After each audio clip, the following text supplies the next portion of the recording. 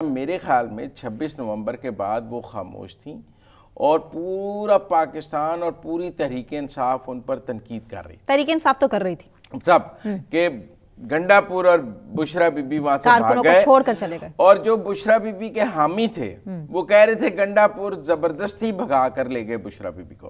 एक मिनट, एक नैरेटिव जो उनकी बहन मरियम वट्टू का भी बयान सामने है। वट्टू या और जो यूट्यूबर्स जो उनके हक में यूट्यूब कर रहे थे सोशल मीडिया कैंपेन, उनका मौकफ था कि गंडापुर उन्हें जबरदस्ती भगा कर ले गए बाजू से पकड़कर और उन्हें हफ्से भेजा में रख के रखा। ये मैं उनकी बहन मरियम वट्टू का मौकफ था। तो अगर गंडापुर उनको जबरदस्ती भी भगा कर ले गए तो गंडापुर उनके साथ मौजूद थे तो उनको भगा कर ले गए ना। गंडापुर ने को क्रेन से तो उनको नहीं भगा लिया कि वो गंडापुर मुनाल पे खड़े थे और उन्होंने वहां से क्रेन फेंकी और बुशरा बीबी को उठा लिया। मेरा मतलब दोनों साथ साथ ही थे तो वो इकट्ठे भागे ना। तो इसलिए ये मुझे नई मंतक समझ आई बुशरा बीबी की। ये ठीक है कि उनकी पॉलिटिक्स को बहुत डेंट पड़ा है उनके भागने से।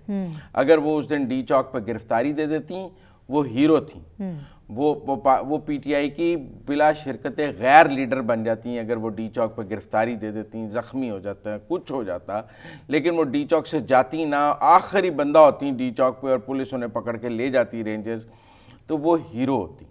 वो वहाँ से गंडापुर की चीफ मिनिस्टर के प्रोटोकॉल, अब देखिए ना, क्या ये भी कहा जा रहा है कि गंडापुर और बुशरा बीबी दोनों को पीटीआई के कारकुन भागने नहीं दे रहे थे।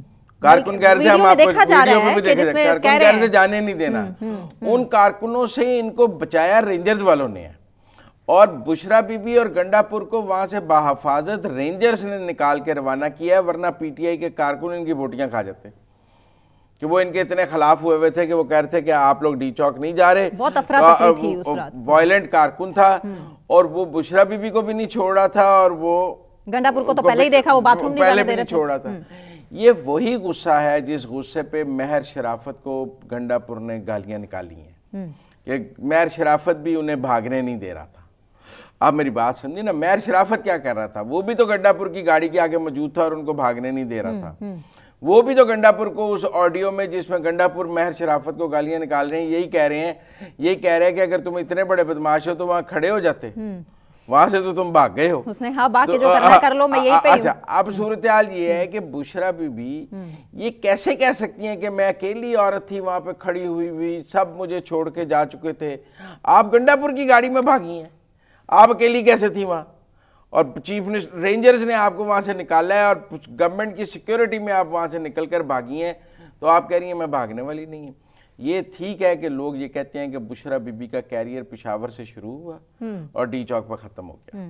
जब वो पेशावर से निकली तो वो क्राउड का वेव ले रही थी, पीटीआई का कारकुन उनको रिस्पॉन्ड कर रहा था और वो पीटीआई के कारकुन के हीरो के तौर पे नजर आ रही थी कि बीबी लीड कर रही है, बीबी लीड कर रही है, बीबी खिताब कर रही है, बीबी कंटेनर पे आती है। बहुत से रहनुमाओं को तो एंड टाइम तक नहीं पता था कि बीबी होंगी। लेकिन देखें ना, फुटेजेज हैं, वो हजारों कारकुनों से खिताब कर रही थी। आप देखें सब लोग उनको वेव कर रहे थे, वो वहाँ चीफ गेस्ट थी, सबसे कोई उनके अलावा किसी की बात सुनने, लेकिन आज उनकी कोई बात सुनने को तैयार नहीं क्योंकि वो मौके से भाग गई।